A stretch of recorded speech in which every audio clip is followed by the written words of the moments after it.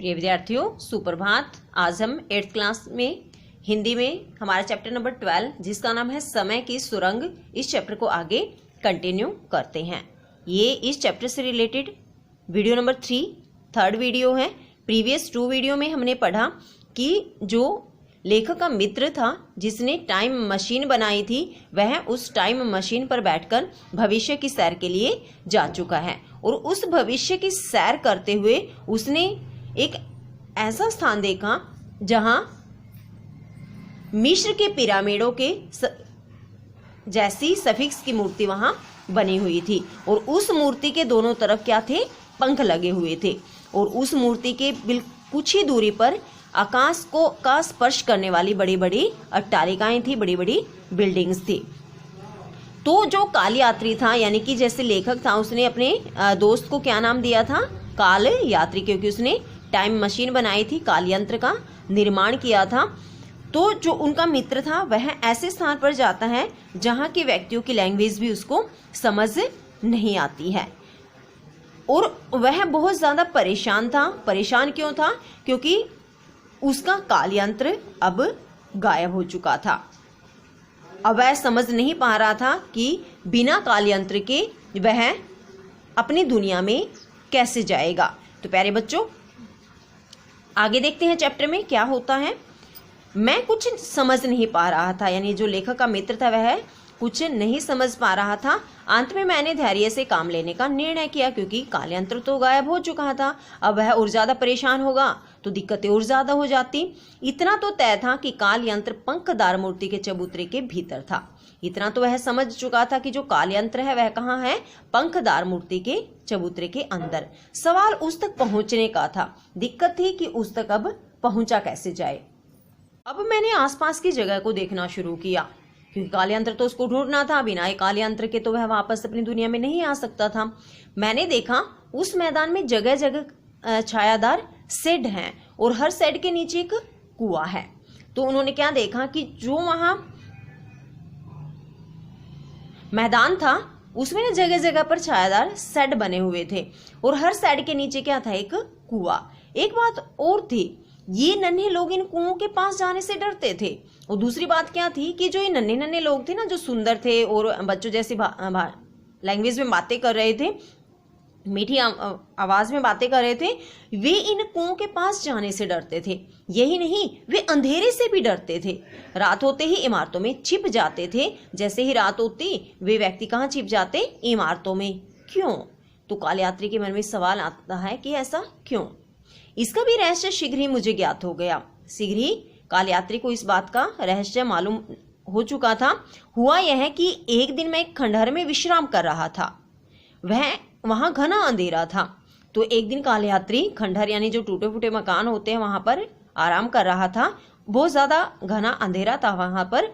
सहसा मैंने अनुभव किया कि कोई मुझे छू रहा है। तो काल यात्री ने क्या अनुभव किया कि कोई उसको स्पर्श कर रहा है। मैंने चीख कर पूछा कौन है। तो उसी टाइम जो काल यात्री है वह जोर से चीखता है और पूछता है कि कौन है। और अगले ही पल मैंने टॉर्च जला दी और उनके पास टॉर्च थी। तो जो काल यात्री था उसने क्या किया, टॉर्च को जलाया। टॉर्च के प्रकाश में मैंने एक विचित्र जीव देखा और जैसे ही उसने टॉर्च जलाई तो उसके प्रकाश में काल यात्री ने क्या देखा, एक अजीबो गरीब जीव देखा। बड़ी बड़ी लाल लाल आंखें, सिर पर घने बाल, वह पलक मारते ही दौड़कर गायब हो गया। तो टॉर्च मारी ना जैसे ही काल यात्री ने उस व्यक्ति की तरफ, तो उसकी बड़ी बड़ी लाल आंखें दिखी, सिर पर घने बाल दिखे और पलक मारते ही वह दौड़कर गायब हो गया। और ये जो लोग थे जहां पर जिसका काल यात्री ने वर्णन किया, ये जो लोग थे ये प्रकाश से डरते थे और जो बाहर व्यक्ति थे ना, जो बड़े बड़े अट्टालिकाओं में रहते थे, वे अंधेरे से डरते थे। मैं दौड़ा पर जाने वह कहाँ छिप गया था। तभी मेरी नजर छायादार शेड के नीचे कुएं पर गई। मैं दौड़ा, यानी कि जो काल यात्री है उस के पीछे पीछे दौड़ता है, लेकिन पता नहीं वह कहाँ जाकर छिप गया था। तभी काल यात्री की नजर छायादार शेड के नीचे कुएं पर गई। जैसे हमने प्रीवियस वीडियो में भी पढ़ा था कि जो कुएं थे ना उसके ऊपर शेड बने हुए थे। वह इसी कुएं में तो नहीं छिप गया, मैंने सोचा। काल यात्री सोचता है कि कहीं वह व्यक्ति इस कुएं में तो नहीं छिप गया। मैंने लपक कर कुएं में टॉर्च की रोशनी फेंकी। फटाफट से उन्होंने क्या किया, कुएं में प्रकाश फेंका, टॉर्च की रोशनी जो है वो कुएं में की। देखा कोई जीव तेजी से नीचे उतर रहा है।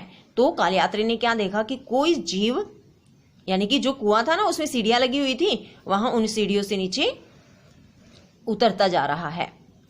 कुएं की जगत पर बैठा बैठा मैं सोचने लगा, यानी कि कुएं के ऊपर जहां बैठने का स्पेस होता है ना, वहां बैठा काल यात्री वो सोचने लगा।